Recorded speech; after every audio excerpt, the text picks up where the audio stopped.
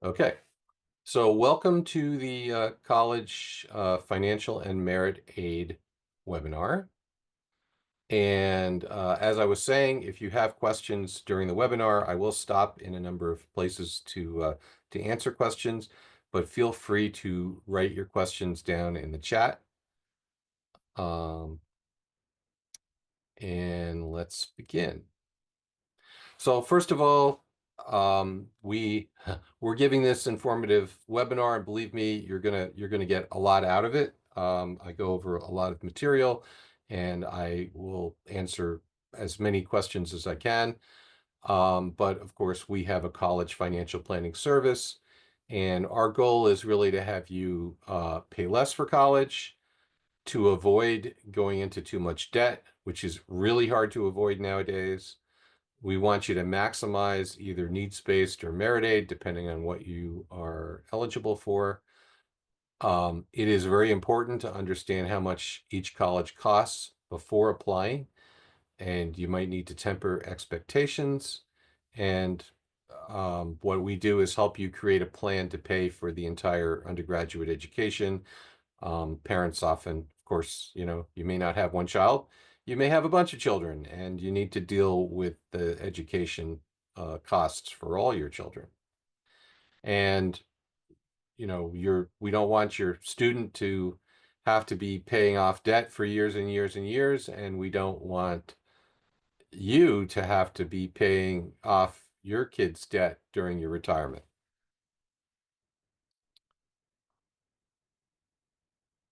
I am a certified financial planner. I started my business in 2015. Before that, I was actually an electrical engineer.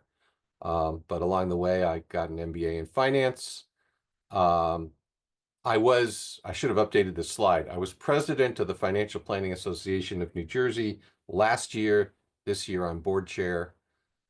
Um, and in my business, I help clients with retirement planning, college planning, investment management.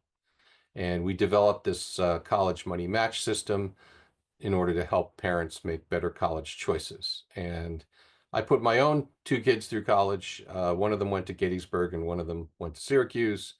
Uh, Lots of things. This was before I was doing the college financial planning. And there are lots of things I wish I knew that I could have done a better job. So, what are we going to talk about today? First, we're going to talk about the turmoil in college finance. I'm afraid there's more questions than answers there, but we're going to talk about that. Then we're going to talk about the basics of needs-based aid and how it works, or how it's supposed to work. Then merit aid, which is scholarship, and then we'll talk about loans. And I want to go through some examples of projections of student aid awards. So you can kind of, if you haven't done this before with college, you can maybe take away what you might expect with a couple of typical families. So, turmoil in college aid. Oh my God, there's something different every day. So, the federal financial aid is administered by the Department of Education, but the President Trump issued an executive order that to actually dissolve the Department of Education, which, by the way, was created by Congress, so he doesn't really have the power to do that. But he seems to be doing a lot of things that he doesn't have the power to do. Um, so we shall see what actually happens with that. Certainly the Doge cuts have supposedly cut the Department of Education workforce in half. They weren't super responsive before, so we shall see how responsive they are now. The federal aid program is really federal Pell Grants. That is the heart of financial aid for needs-based students. Work study, which is really administered by the colleges, and the federal student loan system. The Department of Education administers the FAFSA process. The FAFSA process is more or less complete for those students who are going to college the fall of 2025. I believe you actually have until June 1st to fill out the FAFSA, so you still can if you haven't done it. But since those students who are going to college in the fall of 2025, undergraduate college, they most likely have gotten all of their acceptances at this point. And May 1st is the decision date. So you have to send in your deposits by May 1st. So hopefully, the only reason why you might not have gotten a aid package is maybe you didn't fill out that FAFSA, so that still might be going on for you.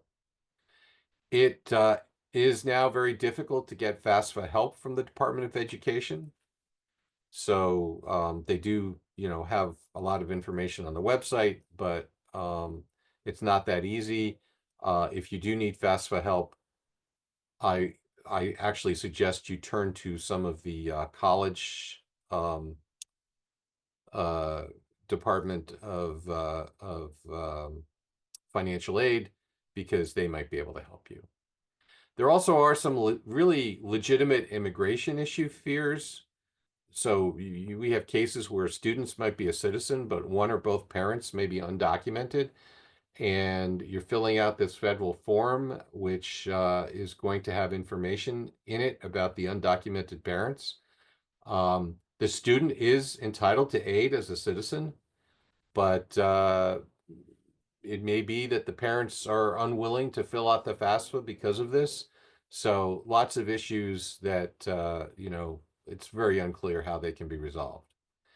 Also, the Pell Grant and many other things are dependent on the federal poverty guideline. The office for the federal that sets the federal poverty guideline has been gutted, so it's very unclear how that's going to get updated. And there's a lot of student loan turmoil right now. So this is primarily affecting the existing student loans. I'll just tell you a few of the things going on right now. The Department of Education has stopped processing applications for income-driven repayment plans. So these allow payments to be, student loan payments to be connected with how much income you make. And there were various programs. Some of those programs were, in fact, in the courts because they were declared or being challenged. The legality is being challenged. But some of them have been around for a long time and are written into law. The Department of Education had stopped even accepting applications. There's a court case that didn't go their way. Now they have started accepting applications, but they're actually not processing them. President Trump has threatened several aspects of the public service loan forgiveness. He specifically said these things. He's challenging the tax-exempt status of hospital systems. So a lot of nurses and doctors make use of public service loan forgiveness. The tax status of educational institutions. Harvard has really been in the news for that. And in order to qualify for public service loan forgiveness, you need an income-driven repayment plan. Now, we're not really going to go over all these programs because that's really a different topic than what we're going to talk about, but just be aware of all the turmoil. So is the Department of Education going to stop administering student loans? President Trump wanted it to move to the Small Business Administration. And but SBA staffing is cut by 40%. Also, who administers the student loans is written into law by Congress, so it's not clear he's capable of doing this. But turmoil. And loans that are in default will mean that money is garnished from tax refunds and Social Security payments. This was turned off since the pandemic in 2020, and it is going to turn on again this coming year. And it is very unlikely that this administration is going to do anything to stop that from happening. I think there was an estimate that 9% of loans of federal student loans by one processor are, so almost 10% of all loans are not current. So, have financial aid rules changed? And the answer is no, because most of them are actually written into federal law. So 2025 to 2026 is supposed to be business as usual, and we really don't know anything different. The FAFSA is supposed to be available, so that's the federal aid form that everybody has to fill out. And I'll explain more about that a little bit later. But that's supposed to be available October 1st. That's the normal date. Now, the past 2 years, it was not available October 1st because the FAFSA had been changed and rewritten, again, through a law that Congress passed. But this coming year, it's supposed to be normal. We shall see. Um, So I'm going to stop there for a second to see if anybody has any questions about all of this turmoil. I'm not sure that I can answer them, but I can address a few if you have them. Just write the questions into chat.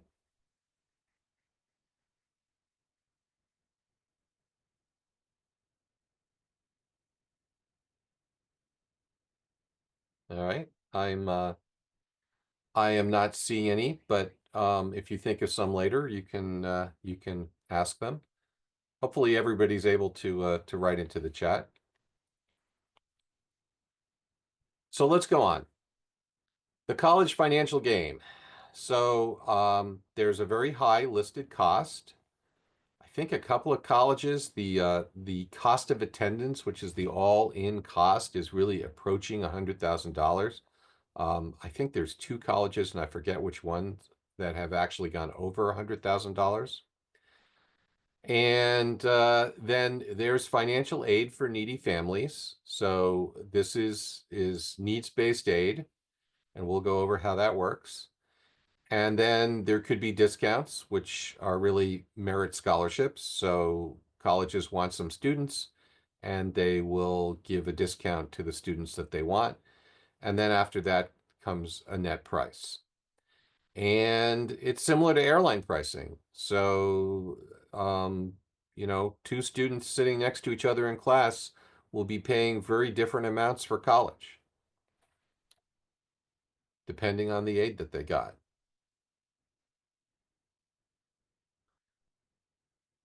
Needs-based aid, which we'll go over first, is mainly formula driven. So you're filling out some forms. They're getting tax information from you. They're possibly getting some other information from you. And according to the formula, you're going to get a certain amount of aid. Unfortunately, things are not always cut and dried. Family situations can vary. Job status can change. So maybe you have a job for the year that they're looking at, and if you're going to go to college in 2026, which means you're filling out the FAFSA in 2025, the income that they are basing the formula on is going to be from 2023. So maybe you were employed in 2023, but you weren't employed in 2024 or 2025. Yet they're making this decision based on 2023. Now, those are grounds for appealing the decision, and you can, in fact, tell them that things have changed. And then there's merit aid and scholarship, and that's really based on the desirability of the students and sometimes the parents. Um, and we'll go over that as well. So let's talk about needs-based aid. How much you can afford used to be called the expected family contribution. And there's a federal formula for this, and some colleges also have their own formula. That'll be in the next slide. Now they've renamed that to Student Aid Index because expected family contribution was what the college expected you to pay, not necessarily what you really could pay. Colleges generally don't meet 100% of need. although the Ivy League schools do, so Princeton, Harvard, Columbia, those schools typically do meet 100% of need, and they're pretty much the only ones. Gettysburg College, told you my daughter went to Gettysburg. For 2025, the estimated cost of attendance is going to be $89,350. So that's the all-in cost. They claim, and they're supposed to publish these figures, that 90% of need is met. 80% of that need, of the 90%, will be in grants. The other part will be in loans or work study, or they just don't meet it. But in reviewing actual awards, our software vendor actually estimates that Gettysburg only really meets 25% of need. So what they're telling people and what is really happening right now on the ground does not seem to match. As I said, aid can be in grants, loans, or work study, and aid really starts from the federal government, but the state government also has aid packages depending on the state.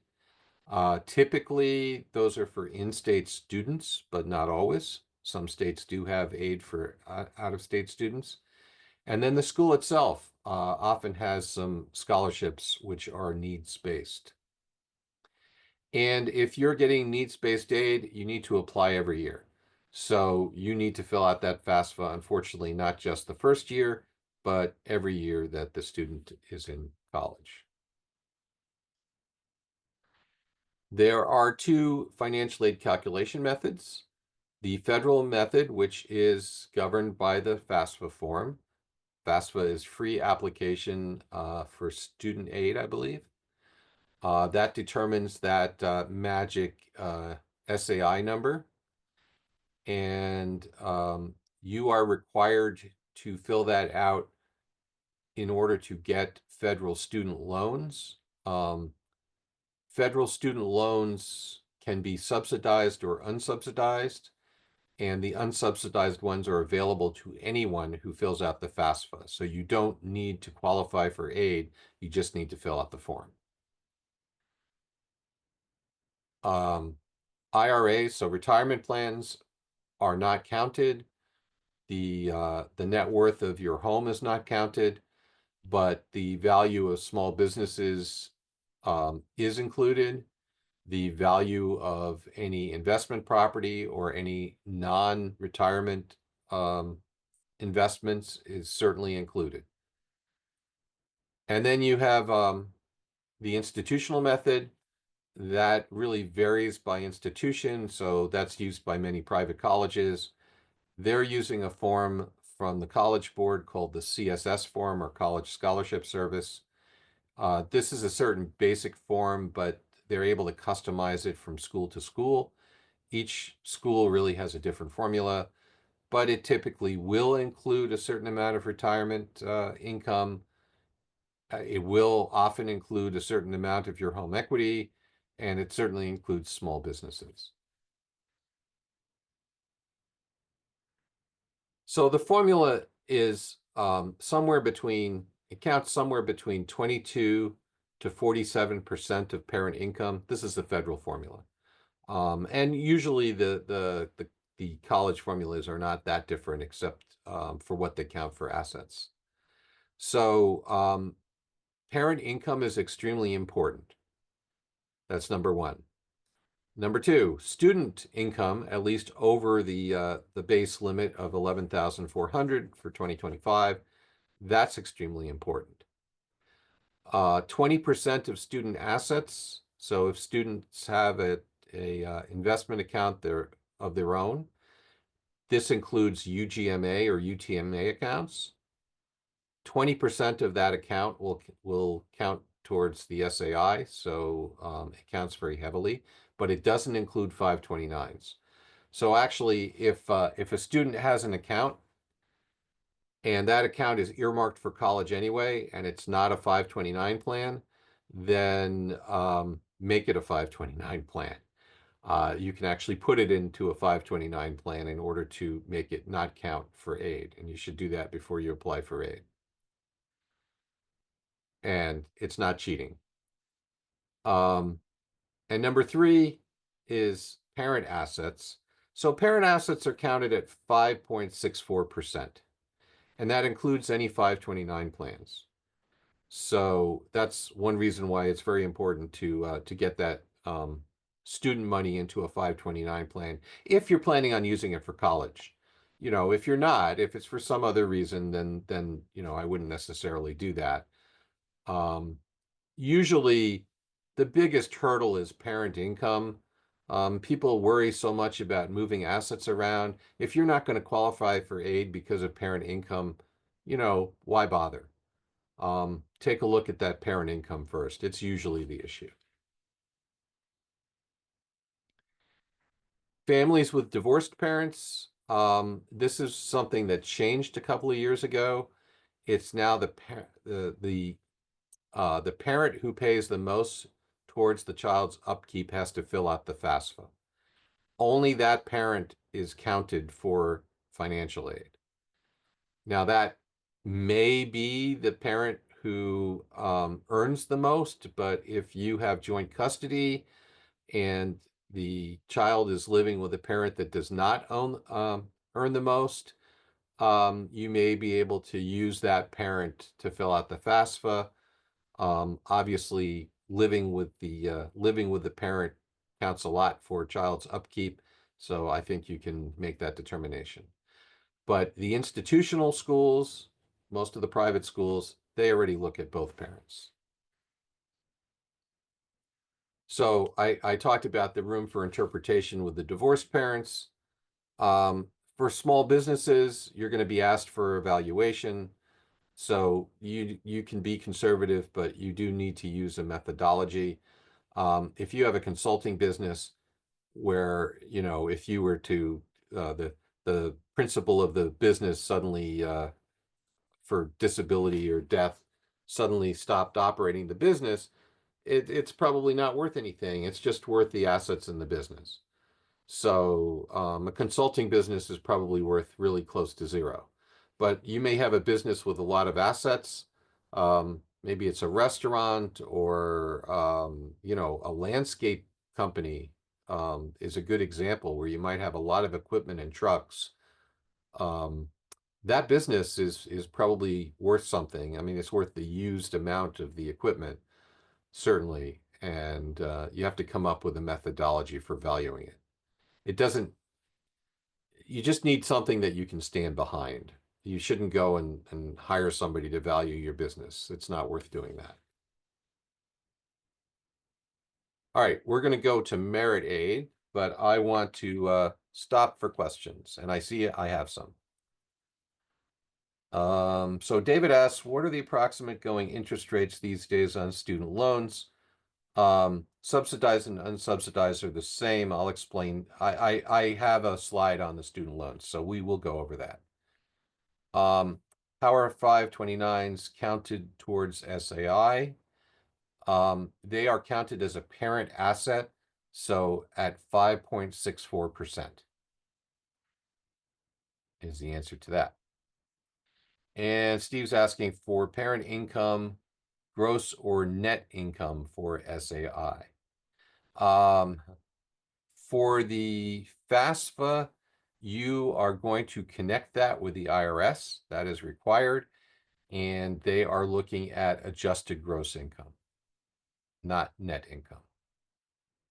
But you have no choice about what gets entered because that information will be transferred directly from the IRS. Now, for the CSS, they're actually going to ask for both because they get to ask for everything, and you're going to also share your tax return with them. So that's one of the reasons why they're using the not the previous year, but the previous year, because presumably that's completed.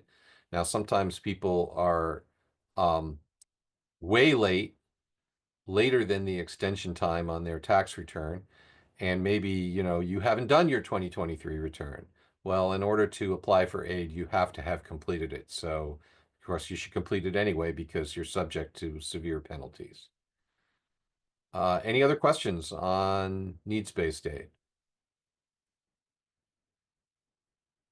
Again, If other questions come to mind as I'm going through this, feel free to ask. Merit aid. So colleges provide discounts to some students. Colleges have demographic goals, and by demographics, I mean academics, I mean sports, I mean location. So, where the students are coming from physically.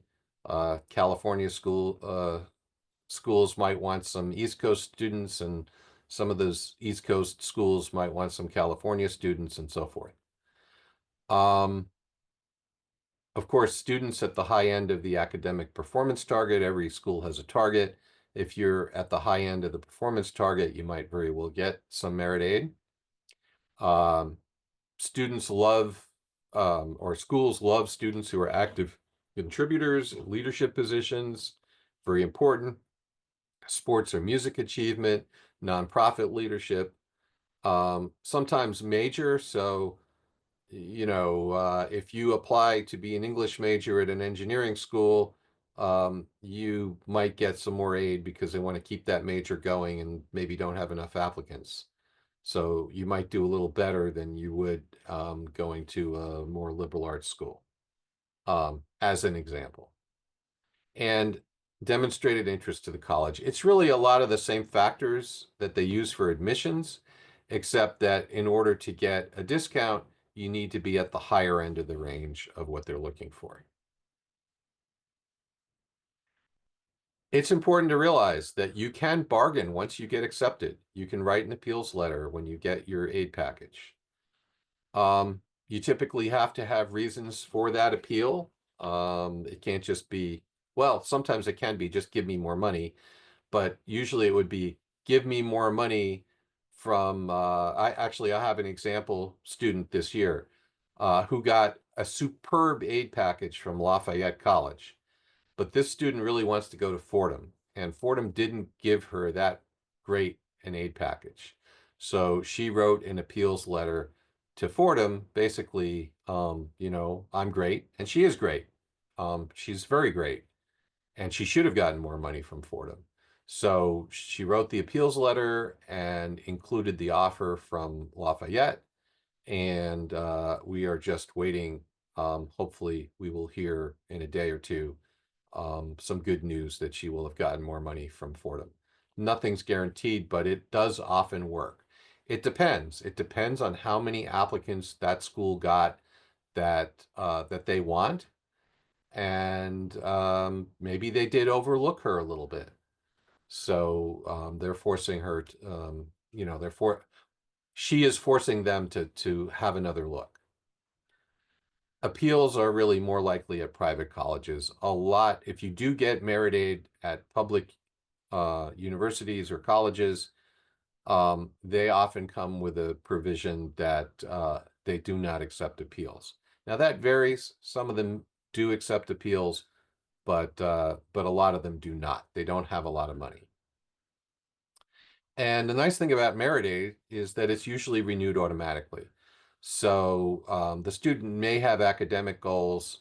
An example is like a 3.0 or better. They've actually been lowering those recently or doing away with them. So you may even just get the merit aid renewed without having to meet any academic goals. You do have to stay in school, though. You have to be an active student. If you withdraw for some reason temporarily, you probably going to lose that merit aid. And you probably have to ask them again for merit aid if whatever condition that's causing the withdrawal gets resolved and you want to go back, you'll have to talk to them about it again. Families do need a 4-year budget. College is typically a financial commitment for at least 4 years and often for more than 4 years. As an example, Rutgers, New Brunswick only had a 71% 4-year graduation rate. Now, that does not necessarily mean that the student did badly and didn't graduate because they failed classes or something like that. It might mean that the student decided to take an extra internship and delayed graduation, or took more than one major and ended up needing to delay graduation. There are a lot of good reasons for delayed graduation. Just realize that it happens and it happens a lot. You want to be careful. It's very easy to get 100K plus of debt for your degree. Really, kind of the average merit aid is maybe only $10 or $15,000, and the private school costs $80,000. Add that up over 4 years of what the gap is, and you're way over 100K of debt if you're going to finance all that with debt. So very easy. You got to be careful. I strongly suggest that you have your student part of the finance process from day one. Really, the student cannot afford to go to any college they want unless, as a parent, you're wealthy, you have the money, or maybe you save the money since they were born over the 17 years, and are in great shape and have very well-funded accounts for them, and then maybe they can go to any college they want. But that is not typical. Let's quickly talk about the college saving vehicles.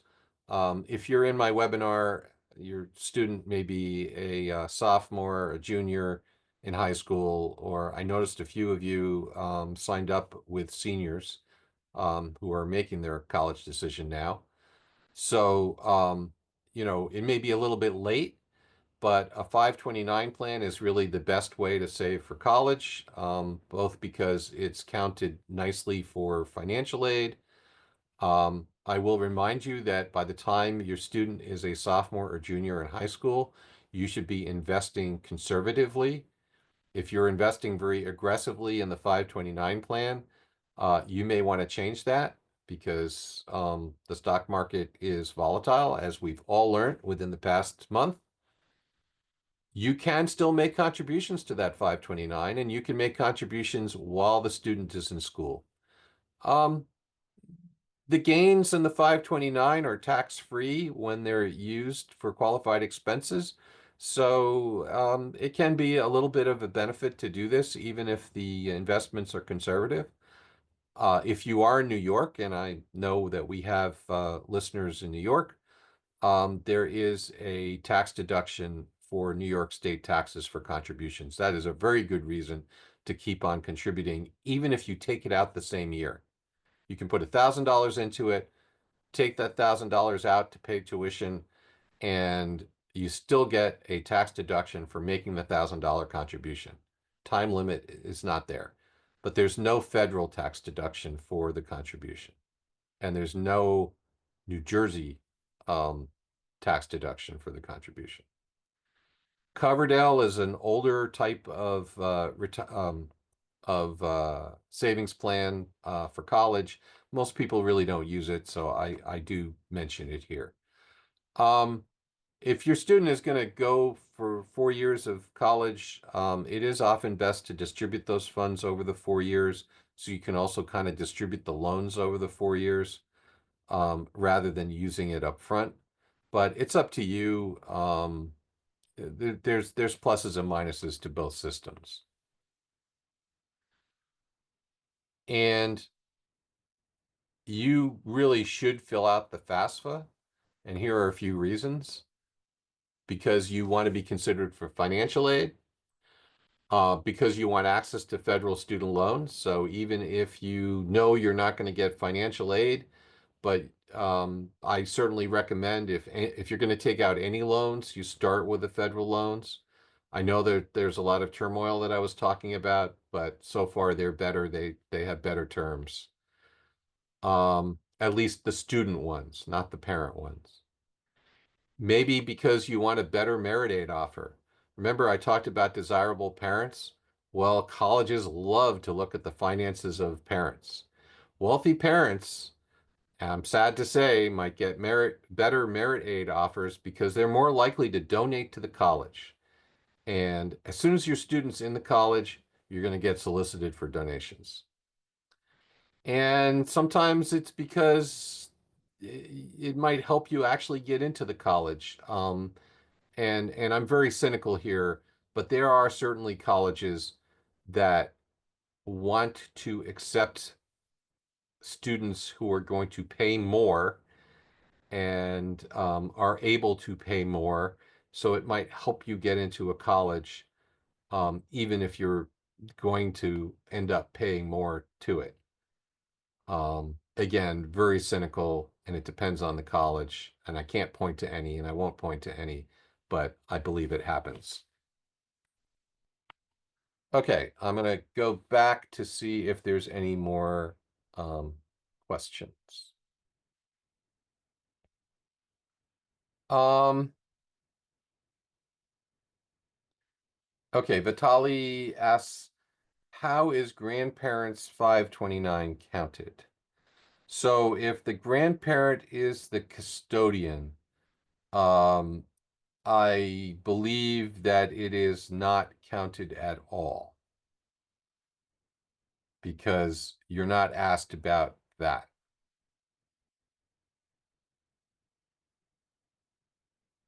So, and not just the 529 plan.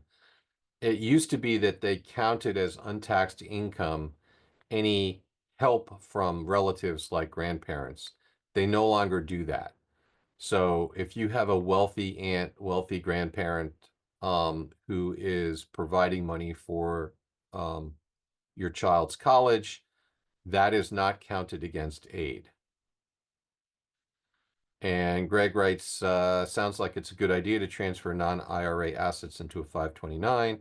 What do you think about reducing contributions in a 401k in order to put more into a 529? Well, that's two questions there. So the answer is yes. If there are non-IRA assets that will be used for college, then I would put them into a 529. I would be very cautious about moving assets around um, that you're not planning on using for college and attempting to hide them in vehicles which are not counted. First of all, the private schools really look at everything, but secondly, there's usually an income issue before that. If you have enough assets to move around, there's income that they're going to look at that will reduce the aid far before the assets will. So I know there are companies out there that sell these annuities that, you know, I'm I'd be very hesitant to make a financial decision that's not the best for you in the long run in order to get more financial aid. And I would not recommend that. Um, Again, reducing contributions to a 401k in order to put more into a 529.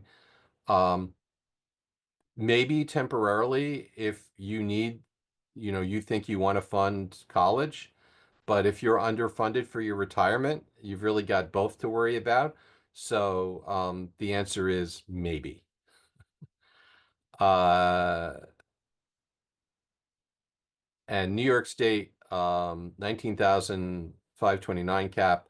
I'm actually not sure about that. $19,000 for 2025 is the estate tax exclusion.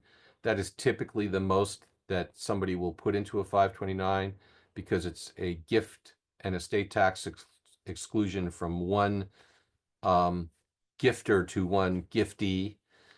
But actually, a couple could put double that in.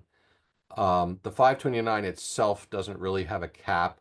Yeah, New York State, I'm sure they have a cap on the tax deduction, and that might be it. I'm sorry, I don't recall what it is. But yes, withdrawals in the same year are not taxed as long as they're for qualified purposes. So, yeah, Vitali says 10,000. That's ringing a bell. I think that's right. It's 10,000 max for the tax deduction. But yeah, withdrawals in the same year are not taxed based on the fact that they're used for qualified purposes.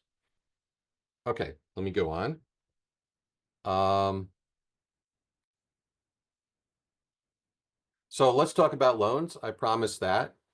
So these figures are from the 2024 to 2025 year. And every year the student loans are set with um, new interest rates and origination fees. So if your student is going to college fall of 2025, then these are the rates that you will pay. I'm sorry, that's not right. If your student went to college the fall of 2024 and is currently in college, these are the rates that you paid. For students going to college in 2025, those rates are the new rates, which are set on June 1st. If your student is going to college in 2026, those rates will be set June 1st of 2026.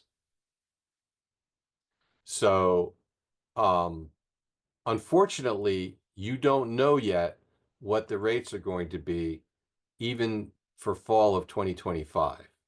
That it's June 1st that you'll find out. These rates are set based on probably the 10-year federal interest rate, but there's no specific formula that I know about. And 6.53% is, it seems like a high rate. It's not as high as the 9.08 for the parent loan. Uh, I I would think that it will be a little lower on June 1st, but I am not positive of that. I would have said it would be quite a bit lower, but actually the 10-year rate has come up recently because of the tariff turmoil. Um, so we shall see. The only difference between a subsidized and an unsubsidized loan is that a subsidized loan, the interest does not accrue while it's in school, while the student is in school. For an unsubsidized loan, the interest accrues from day one, but it's deferred, so it's capitalized into the loan. There is a maximum of $5,500, and that has not gone up in a long time, like 10 years, even though college has become way more expensive in those 10 years. So the maximum a freshman can take out in a federal student loan is $5,500. These loans are better because they do not need to be co-signed, and there is no checks, no credit checks of any kind, and they can be discharged on disability or death, and at least theoretically eligible for these loan forgiveness and income-driven repayment plans, theoretically. But that's not a lot of money compared to college costs. The Parent Plus loan, there is a credit check for score, but not income. There is no maximum. So, you can get as much 9.08% loan as you want to. That is obviously not a good idea. It was eligible. Actually, I should change these slides. It's no longer, these loans are no longer eligible for loan forgiveness, for public service loan forgiveness. There is a single income contingent repayment plan which can be used for the loans. These are parent loans. And I'll point out that federal loans are often not discharged in bankruptcy. If you live in New Jersey or your student is going to a New Jersey school, you are eligible for NJ class loans. These are actually pretty good deal. They can be a slightly lower rate. The rate varies with the repayment term which you choose when you take out the loan. The student can be the borrower or the parents can be the borrower, but there is a credit check and income verification. In some ways, it's somewhat similar to private student loans, but the terms are a little bit better. I believe that there are income contingent repayment plans. The New Jersey plan is actually very good. New York does not have one at all, but there are some other states that do. Connecticut, Massachusetts, and Pennsylvania are examples. Typically, if the student is going to a school in that state, they are eligible. But for Massachusetts, it could be a student who has nothing to do with Massachusetts. So a New York student going to a New York school would be eligible for a Massachusetts loan. So it is something to look into. And then there are private student loans. The rates do vary. The student is typically the borrower with a cosigner. Um, Terms vary. You need to be cautious and make sure that you get the terms that you want. And of course, people do use home equity loans and other forms of borrowing. Home equity loans are going to be the lowest interest rate you can get because those loans are secured by your home. Don't pay them back, you lose your home. If you don't pay back a student loan, they can't take back your education, but they can make your life miserable in other ways. You can borrow from yourself if you have a 401k plan. You can borrow up to $50,000 as long as you have $100,000 plus in the plan. If you have lower than that, you can borrow 50% of what's in the plan.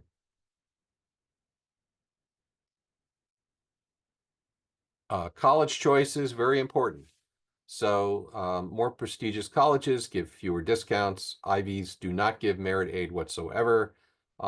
Near Ivies often do not give merit aid.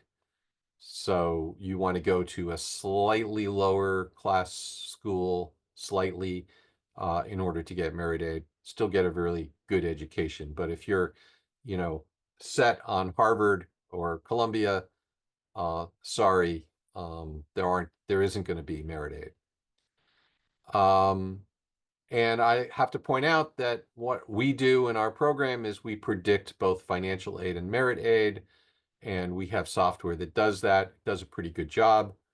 And I didn't update this slide either. The FAFSA should be in October, but at any rate, it's very, very useful, and it's very useful before you pick your list of schools.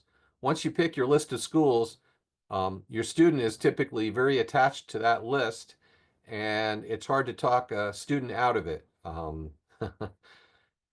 You should think about applying to schools that, and using this tool, you can figure that out, that you can use for bargaining. So schools that are similar that might give better aid, or just the fact that you've picked a couple of schools. Again, the Lafayette Fordham example is one where those are pretty comparable schools as far as how good they are, and Fordham should pay attention to Lafayette's offer. Gettysburg and Dickinson, those schools are kind of arch rivals, very similar to each other, and a student could definitely bargain with one based on the other one. Apply early action, rolling admissions, but not early decision. Early decision is binding, and if you're making a commitment, there's really no incentive for the school to give you a good financial package. Schools will often want you to pick early decision, especially if it's sort of borderline. This happened with my son. Didn't know he shouldn't do it. There were a lot of things wrong with it. He went to Syracuse, early decision. They didn't give him any money. Wasn't anything we could do. Of course, I had been saving for him since birth in 529 plans, so he was actually in pretty good shape. All right, we are coming up towards the, let's see. I don't see any other questions. So I tell you what, I'm going to power through here a little bit. And then I will stay beyond the hour if there are more questions. So here's an example. This example was for student who graduated in 2025. I didn't update it. By the way, this is a New Jersey family, John and Esther. John makes $140,000 a year. Esther makes $30,000. They have some home equity, they have some savings and investments, and they have some retirement money. So they were actually pretty good savers. Malcolm has a sister, and Malcolm's a great student, 3.95 GPA, got a 34 in his ACT. He wants to major in English. So using our software, here are some schools that Malcolm may be applying to. These are projections. The COA is the cost of attendance. By the way, Bergen Community College is in there so high because Bergen Community Colleges has dorms now. So the cost of attendance is higher because it's assuming that he's not a commuting student. You could actually save quite a lot of money by going to a community college for 2 years and then transferring into a 4-year school.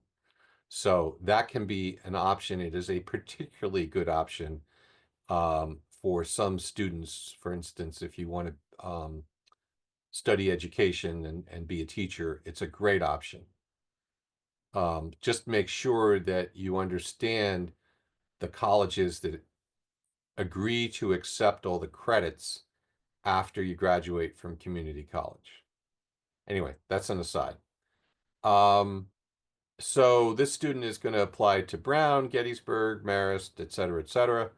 The SAI is what the federal aid formula or the institutional aid formula should show for this family. So for Brown, it's actually better than the federal method. The F means federal method. So because of what Brown counts, their SAI is only $19,500. And remember, Brown, being an Ivy League school, they meet 100% of need. So the need is 77K. They're going to get 74K of grants. The other part of the need is going to be loans. And so the cost is pretty low. Of course, it's very hard to get into Brown. So any student who applies to Ivies needs to make sure they apply to a lot of other schools as well, because you may or may not get in. So I will point out that with Gettysburg, they're getting both the grants for need as well as merit scholarship. You typically don't get both, but more and more schools are giving some combination of both. This software is assuming that they're only getting the set of grants. So we try to be conservative. Again, this is a projection. We're going to go through and evaluate the real offers after they come in. So just going to the bottom line here, if the student gets into Brown, they're going to pay the least. It's still $22,620 a year. Next up is University of Alabama. Alabama may not get that many New Jersey students. They're going to give them some more money. And it's a public school. Public school that he's getting $28,000 of merit scholarship at. So something to look at. College of New Jersey Public School, they're not giving anything. Why? They don't really have any money to give. New Jersey's public colleges are unfortunately not that well funded. So the tuition is not that low. By the way, SUNY schools, even out of state, are about the same or maybe even slightly cheaper than New Jersey schools. Just FYI. Again, you can find out all this information by running these things with our software. Here's some outcomes showing possible loans and what the affordability profile is. So, University of Alabama is pretty good. Brown is great. Gettysburg is actually good. You really want to be careful at Marist and College of New Jersey because, the monthly take-home pay for an English major compared to the loan payment, that could be a significant issue. The monthly take-home pay, by the way, per major is published by the college. So that information is coming from the college based on surveys of their graduates. So it's pretty decently good information. Here's another case study. Clinton. Suffice it to say that the Clintons make pretty good money. By the way, they live in New York, and they have a lot of money, so they're not going to get any needs-based aid. But I just want to show the difference with just merit aid. And this, by the way, is for the following year. He's going to be a high school senior in 2026. So he's a junior now, and he wants to study engineering. And here is the table for him. And he's applying to state school, University at Buffalo, and some, expensive private schools. Stanford is pretty close to 100K, I will point out. The SAI is way, way high for all of these, so no merit aid whatsoever, but some decent merit scholarships in places.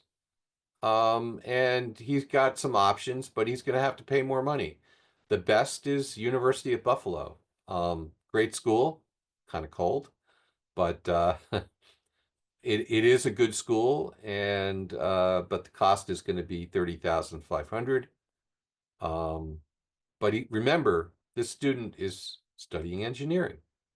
Look at those monthly take-home pays, way higher.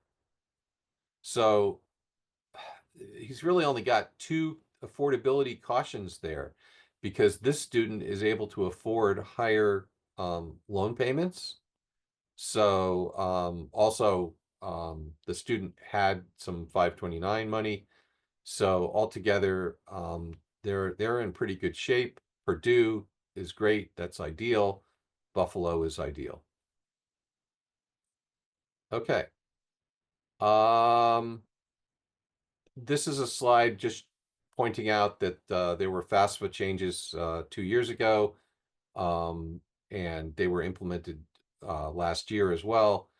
So we're living in this world. The one thing that I didn't talk about, which is at the bottom here, is that for the federal method, discounts for multiple children in college were eliminated. So that is not necessarily true for private colleges. So if you're going to have multiple students in college at the same time, it is worthwhile looking at private colleges, even though you might have thought, oh, I'm going to, pay less at public colleges. But look at the private ones as well. It doesn't hurt to apply. You might actually get a better deal there, because if you're sort of borderline for getting needs-based aid. I think we can skip this. And, ask yourself these questions. How are you going to pay for college? Have you incorporated cost into your college search? I think that if that's one message that you get, that's the most important. You really want to be prepared for that. You really want to try to minimize that debt burden. You got to plan in order to do that, and that's what we help our clients do. This is just an example of kind of the homepage of the software we use. It's a combination of software and coaching meetings. We do have a free giveaway, an ebook that gives you a lot of information about various funding methods, various loan programs. It is useful. All you have to do is fill out a form on our website, and I'd be happy to have a one-on-one, go over the software with you, kind of discuss your situation, and you can decide whether you want to sign up or not. But no obligation on having the conversation. And let's see. I think I didn't lose everybody, so that's good. And I'd be happy to answer more questions.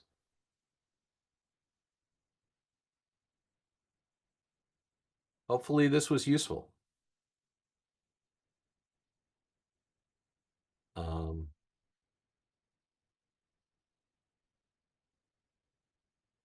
okay, you're welcome. Any questions, however outlandish, or if you have questions that you don't want to share, happy to have you reach out to me, and I'd be happy to see if I can answer them.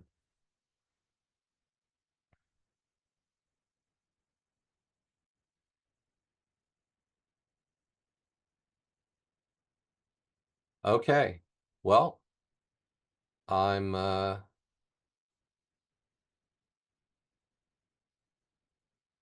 I'm very thankful that you guys came to the webinar. We will be holding another one.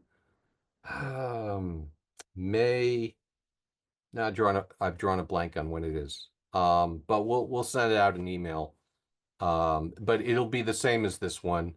Um, but I know that, not everybody has a chance to join us. So I wanted to give a chance for more people to be able to see it. And my colleague Mike will be back, so I'll be sharing responsibilities with him. All right, then I will wish everybody a good evening and thank you for attending.